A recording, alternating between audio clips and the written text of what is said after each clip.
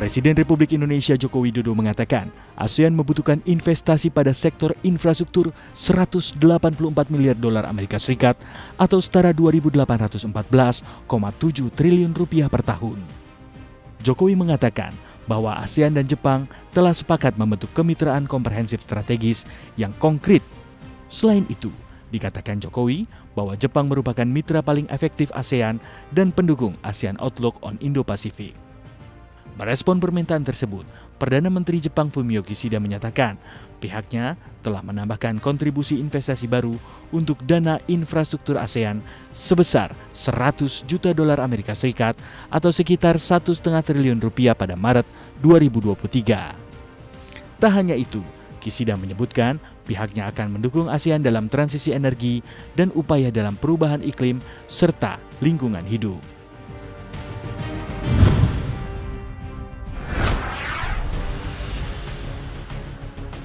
Strategi Nasional Pencegahan Korupsi atau Stranas PK menemukan bahwa masih banyak bantuan sosial yang salah sasaran dan disalurkan kepada mereka yang tidak berhak.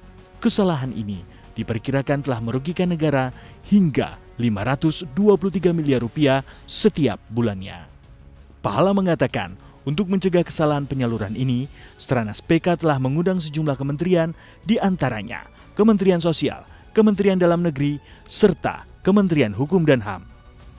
Dari pertemuan tersebut, diketahui bahwa masih ada 23.800 aparatur sipil negara, 493 pemilik upah di atas upah minimum kabupaten, serta 14.000 pengurus atau pemilik badan hukum yang terdaftar sebagai penerima bansos dan terindikasi tidak layak menerima. Selain itu, Pahala mengatakan wilayah dengan temuan tertinggi terjadi di Jawa Barat, Jawa Tengah, dan Jawa Timur. Pahala menilai, untuk mencegah kesalahan ini, Stranas PK mendorong agar data bansos dari setiap daerah terus diperbarui dengan menggunakan nomor induk kepegawaian sebagai basis penerima bantuan pemerintah. Dia juga meminta pemerintah daerah terus melakukan pembaharuan data penerimaan bantuan sosial.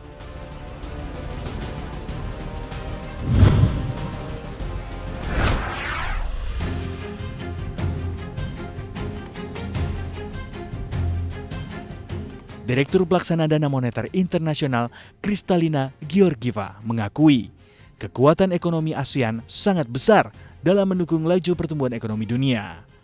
Wanita asal Bulgaria yang juga pernah memimpin Bank Dunia itu mengungkapkan bahwa negara-negara kawasan Asia Tenggara menyumbang 10% dari pertumbuhan ekonomi global. Kristalina juga memberikan pesan kepada ASEAN untuk terus konsisten menjaga tren pertumbuhan ekonomi masing-masing. Untuk mempertahankan pertumbuhan ini, Kristalina menilai ASEAN membutuhkan beberapa aspek yang perlu dibenahi. Pertama, stabilitas makroekonomi dan keuangan.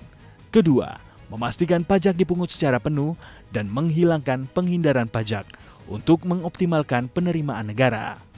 Serta konsentrasikan terhadap belanja publik di tempat yang akan memberikan dampak terbesar.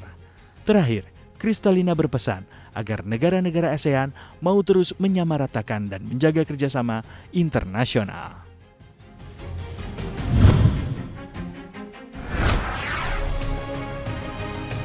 Harga minyak dunia cetak rekor tertinggi di tahun 2023. Secara year to date, harga minyak Brent menguat 9,22%, sementara minyak WTI menguat 10,01%.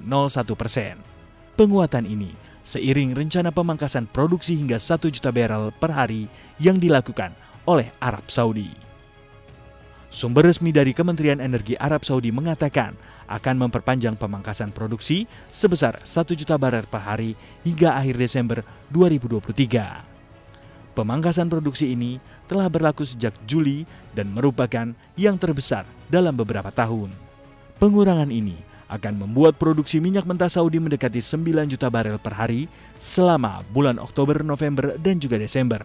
Selain pemangkasan yang dilakukan oleh Arab Saudi, Rusia juga akan mengurangi ekspor 500.000 barel minyak per hari di Agustus dan 300.000 barel per hari di September.